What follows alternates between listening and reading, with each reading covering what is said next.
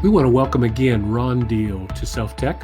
Ron is a therapist, author, speaker who has basically devoted his entire career on developing and accumulating resources for step families. Today, he's going to be looking at the 4 steps and how they can be used in step families. If you're unfamiliar with the 4 steps, I encourage you to look at some of the other videos that we have and looking at downloading the Self Tech app. So without further ado, here's Ron.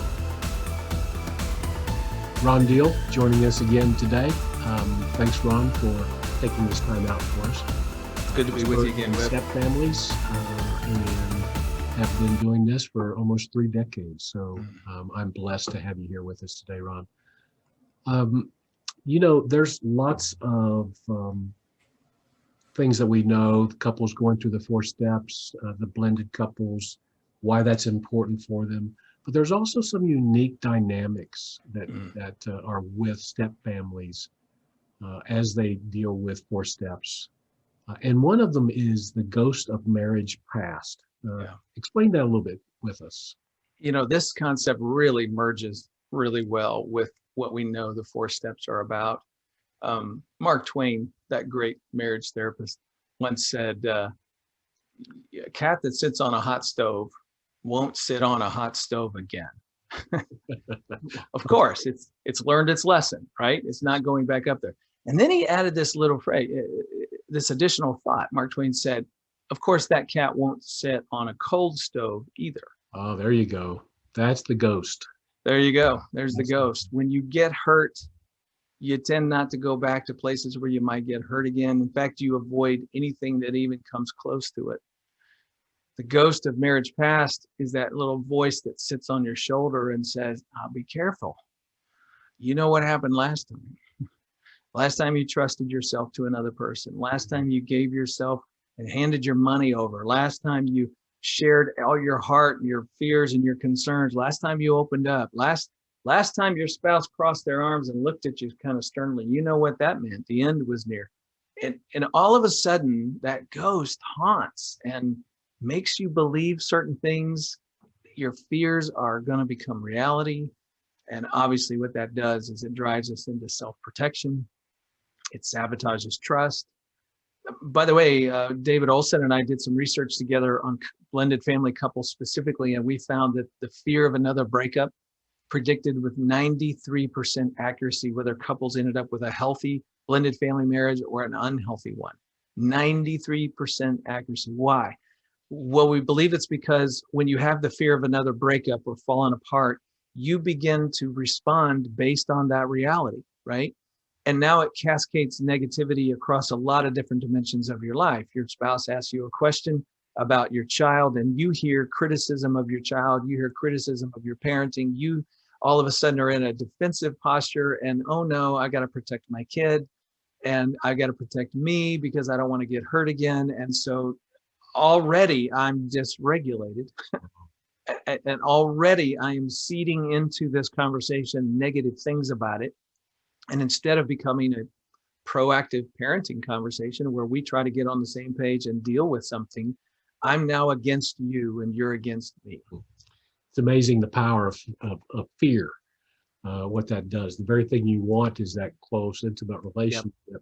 But because of stuff that's taken place in the past, that fear, 93%, is that what you said? 93%? 93% accuracy, predictive value of that. And so when couples, here they are trying to put together this step family, and you hear the constant, when they are having conflict, you hear this constant threat of divorce, or this isn't going to work, or those type of things. All it's doing is just sabotaging it further.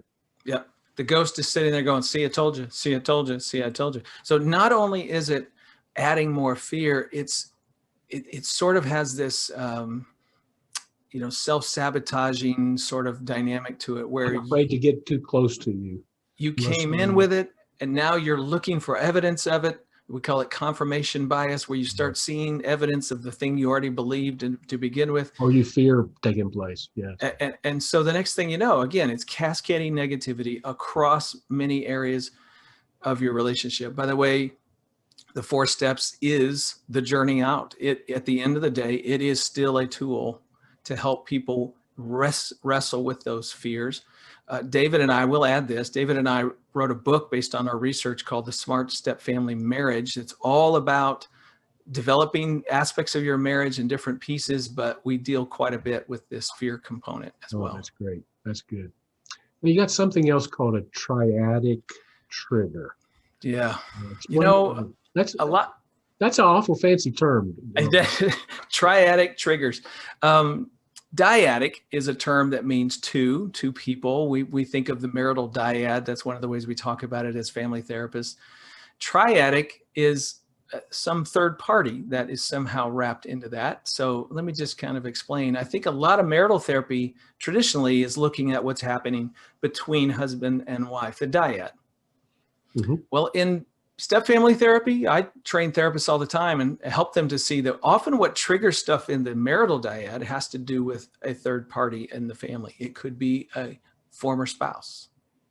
It could be a former mother-in-law who's not even living in your home, right, but she's grandma to the kids and she has a role to play in your extended family system. It could be a child, a biological child, a stepchild. There are a multitude of triadic things in blended families that trigger fear and pain and the pain cycle in couples. So the thing to attend to here is just to recognize that there's other stuff going on. Like a common one is the one we're talking about, parenting.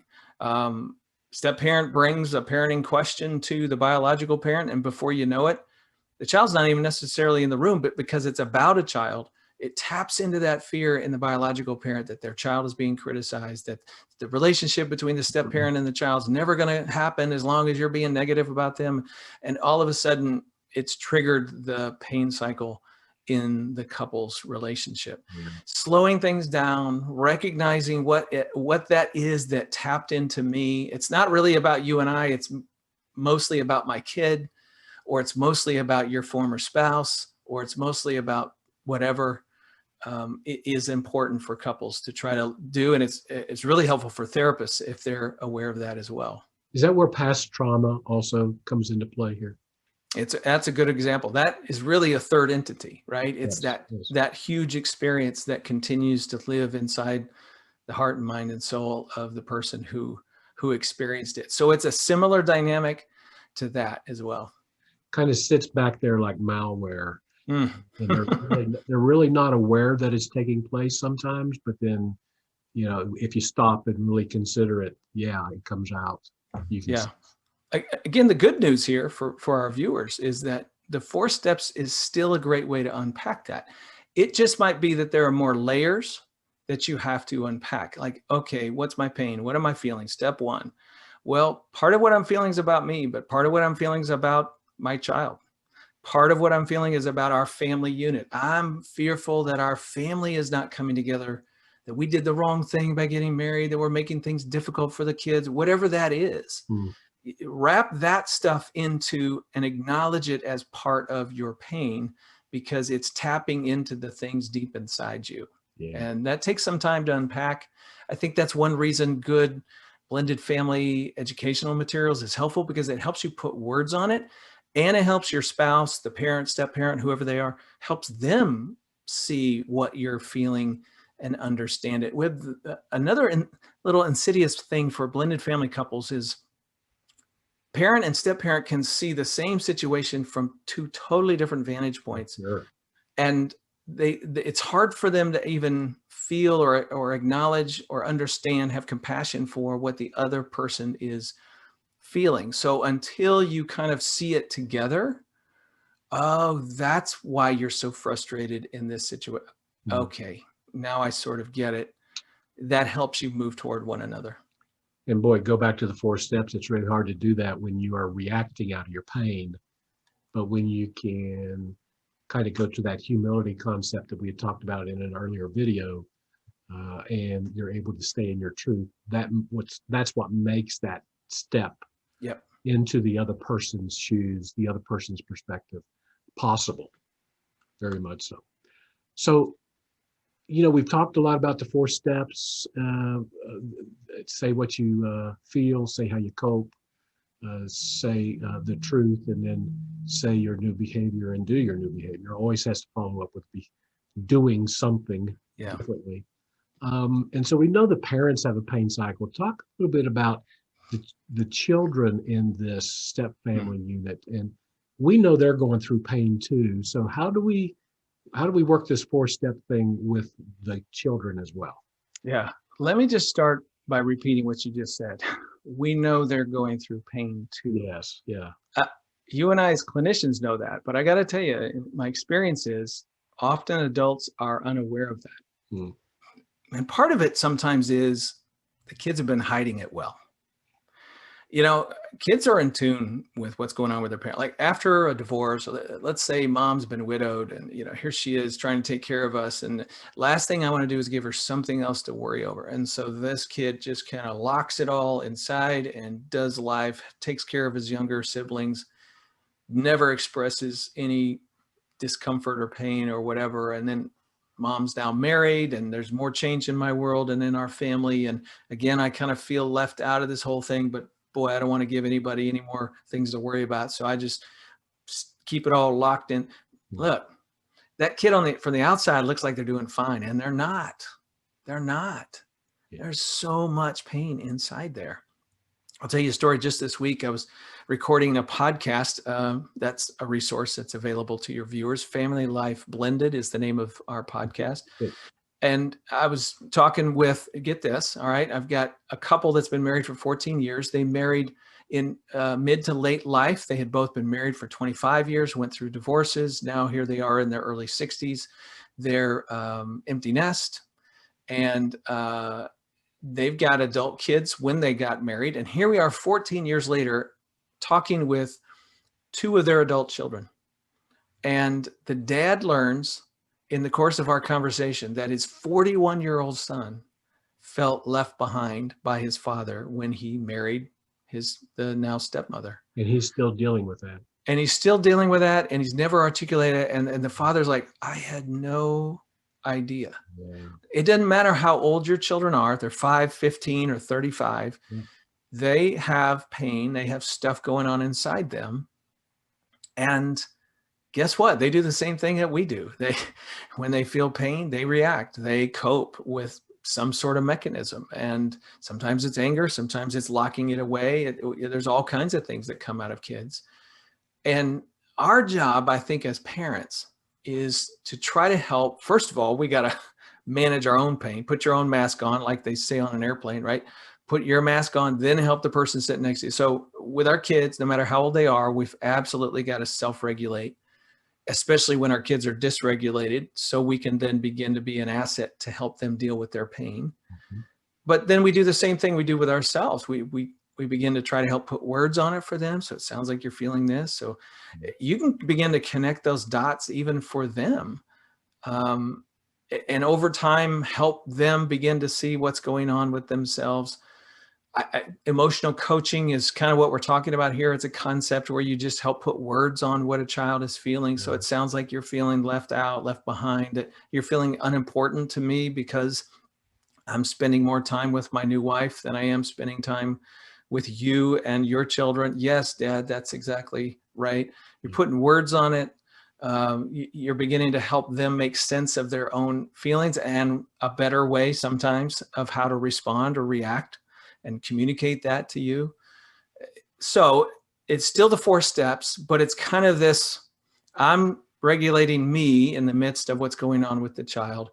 And then I'm also trying to begin to help them grab some of those key elements of the 4 steps and over time model that for them and help them begin to do it themselves. Yeah, I know there've been times whenever, especially some of the therapists that I am aware of, they've worked with the kids and understood their pain cycle. Mm-hmm. And to have the parents come in afterwards and just put all 3 of them whenever somebody is in their pain, how they react and how that other person causes them to be in their pain and how they react. And it's very insightful for them because they really begin to realize, one, that the child is still in pain. They do have pain. And how that their behavior in many ways is triggering. Mm-hmm. Um, Right. Great insight begins to take place because that's the last thing they want to do, but it is what's taking place. Yeah. And I want to legitimize a biological parent's concern for their kids. You should be concerned. And when you see that pain, you should feel it and have compassion for it. But here's what you can't do. You can't be paralyzed by your child's pain. Because here's what happens. Or It's manipulate. yeah, they'll manipulate. That's exactly right. You know, you and I both know, Wib, that kids will learn how to, use pain to get you to do what they want you to do. But here's the ironic thing I want you to see as parents. If you do that, let me just give you a scenario. 16-year-old girl, she just gets angry and spews whenever she senses that things aren't going the way she wants, or How unusual stepdad's. is that? How unusual is it? Exactly. Especially when it's around stepdad. He's in my room telling me what to do, blah, blah, blah. Mom, he can't do that. Now she's appealing to mom. Mom's feeling her daughter's anxiety and pain about this thing. And mom takes on the pain and says, I've got to fix it for my daughter. And now mom's in pain. They're both dysregulated. She goes to her husband. Now the marriage is dysregulated. Right. It happens in a nanosecond. It's amazing how, if mom and stepdad both, but if mom especially can recognize her daughter's pain, even put words on it, acknowledge it, validate, I get it. This is so hard. You don't really like him walking in your room, telling you what, I understand. He's not your dad. I get it. This is hard. However, we don't treat each other that way in this home. And you may not talk to him that way. And we're going to deal with this a little bit later, but let's all just calm down for now. If she does that, mom hears and validates, but she's not paralyzed by it behaviorally in terms of her authority. Yes. If she allows this situation to paralyze her, now everybody's in pain, everybody's dysregulated, it all escalates out of control. And here's the kicker. The 16-year-old never has to learn how to deal with her own pain. She just gets to pass it on to somebody else. She doesn't have to learn how to be responsible or find her way through the uncomfortableness of a relationship with her stepdad. So she will stay in that pain.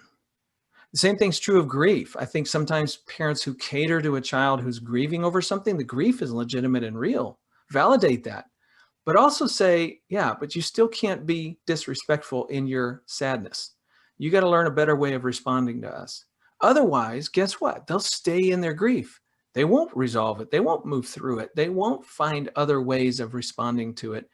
And they'll stay grieving for years and years and years. It's like we have to call them up to something better while at the same time acknowledging the pain that they're feeling. It is a delicate balance. Just don't let yourself get paralyzed by it. Wow, Ron, great information. I really appreciate it. So, smartstepfamilies.com. Yep. And your podcast again is? Family Life Blended. When you get to smartstepfamilies.com, you'll see links to all our resources, whether online, book, resource, or podcast. Yes. Well, thanks again. And we could spend hours on just step families, but I appreciate you sharing with us what you did. And I really encourage all the listeners to go to the website, find out more, share it with your friends, because this is a wealth of information. Thank you, Ron, for coming. Thanks, Whip. Good to be with you. I want to thank Ron Deal again for joining us. If you have not yet downloaded or looked at Ron's smartstepfamilies.com, I encourage you to do so. You are going to be overwhelmed by the number of resources that he's developed and that he has collected throughout the years. Ron has produced other videos through Self-Tech, one of which is called Humility in Marriage, an essential element to have a successful and happy marriage. And the other is Hurdles Step Families Must Jump. So I encourage you to look at those. And if you haven't downloaded the Self-Tech app yet, I encourage you to do so. A better self, a better world. Self-Tech.